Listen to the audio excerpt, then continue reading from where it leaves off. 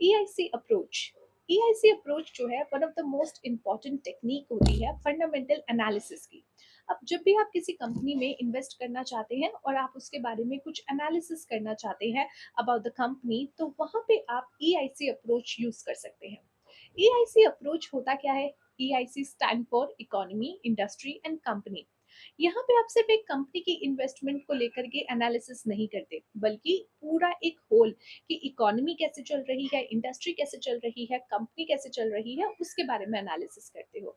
Let suppose आप एक investor हो, आपके पास कुछ पैसे हैं जो आप इन्वेस्ट करना चाहते हो। अब आप ऐसे ही अपने पैसे कहीं पे भी नहीं लगाओगे। ऑफ कोर्स आप कुछ स्टडी करोगे, कुछ रिसर्च करोगे, कुछ एनालिसिस करोगे, एंड देन आप डिसाइड करोगे आपको कहाँ पे अपना पैसा लगाना है। तो उस सिचुएशन में ये टेक्निक आप यूज कर सकते हैं, जहाँ पे आप सबसे पहले इकोनॉमी की स्टडी करते हैं।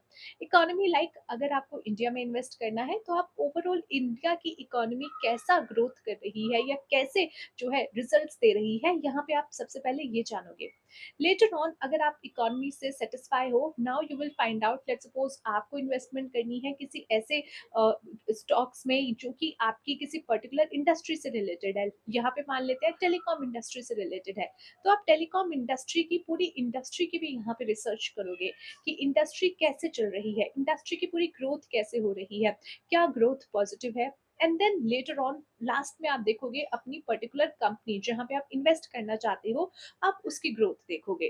तो ये एक टॉप डाउन अप्रोच होती है, जहाँ पे आप सबसे पहले ओवरऑल इकोनॉमी की स्टडी करते हो, एंड लेटर ऑन आप उस इंडस्ट्री की स्टडी करते हो, उस इंडस्ट्री के बारे में थोड़ा सा एनालिसिस करते हो, एंड देन लास्ट में वो कंपनी जो आप टारगेट पे रखना चाहते हो उसकी स्टडी करते हो।